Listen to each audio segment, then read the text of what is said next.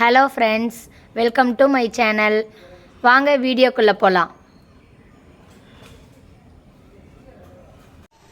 இன்றைக்கி குடமிளகா பஜ்ஜி செய்யலாம். அதுக்கு தேவையான பொருள் குடமிளகா ஒன்று அரிஞ்சு வச்சுருக்கேன், 2 தக்காளி மீடியம் சைஸ் ஒரு வெங்காயம் அரிஞ்சு வச்சுருக்கேன், கொஞ்சம் கருவேப்பிலை, மல்லித்தூள், கரம் மசாலா, வரமிளகாத்தூள், மஞ்சத்தூள். வாங்க எப்படி செய்யலாங்கிறத வீடியோவில் பார்க்கலாம்.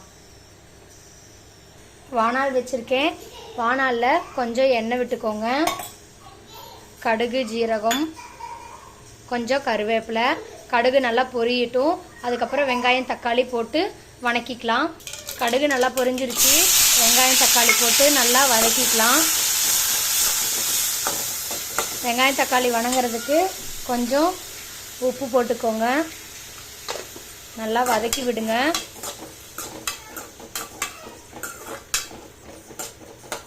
மஞ்சத்தூள் கொஞ்சம் போட்டுக்கோங்க.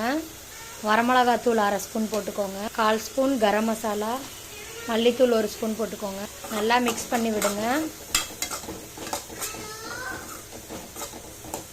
வெங்காயம் தக்காளி நல்லா வதங்கியிருக்கு. இப்போ நம்ம குடமிளகாவை போட்டுருவோம். குடமிளகா போட்டு இதையும் நல்லா மீடியம் ஃப்ளேமில் வச்சு நல்லா வேக விடுவோம்.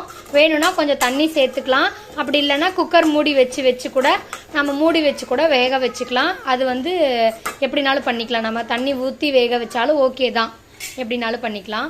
தேவையான அளவு உப்பு போட்டுக்கலாம். ஃபஸ்ட்டு வெங்காயத்துக்கு கொஞ்சம் உப்பு போட்டிருக்கேன். இப்போ தேவையான அளவு உப்பு போட்டு நல்லா இதைய மிக்ஸ் பண்ணி இதை குடமிளகாயை கொஞ்சம் வேக வச்சுக்குவோம்.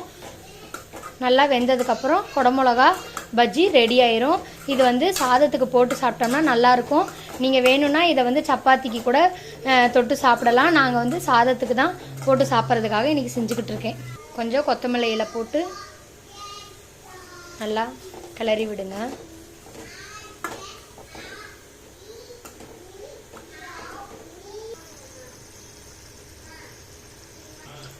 குடமிளகா பஜ்ஜி ரெடி ஆயிடுச்சு. நம்ம இதை ஒரு பவுலில் ட்ரான்ஸ்ஃபர் பண்ணிக்கலாம்.